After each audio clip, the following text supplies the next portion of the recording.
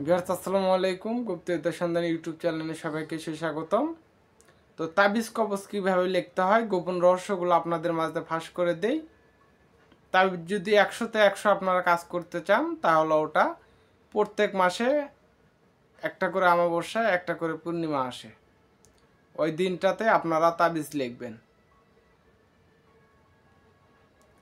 জাফরানকালি দিয়ে লিখলে কাজ 100% হবে। শরীর অবশ্যই পাক পবিত্র থাকতে হবে, আসন থাকতে হবে, শরীর অবশ্যই পাক পবিত্র থাকতে হবে। জাফরান কালি দিয়ে লিখলে 100%-এর ভিতরে 100%ই কাজ করবে, আর যদি না হয় তাহলে লাল কলম 90% কাজ করবে। তাবিজটা দুধে 3 বার চুপুর দিয়ে নেবেন, নিয়ে এইভাবে বুকলির তল দিয়ে রুগিয়ে দিয়ে দিবেন, রুগী যেন আপনার দিকে আর ফিরে না দেখে।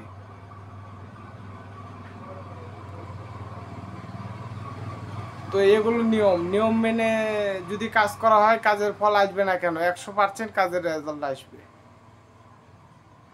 তো সবাই ভালো থাকবেন, সুস্থ থাকবেন। আসসালামু আলাইকুম।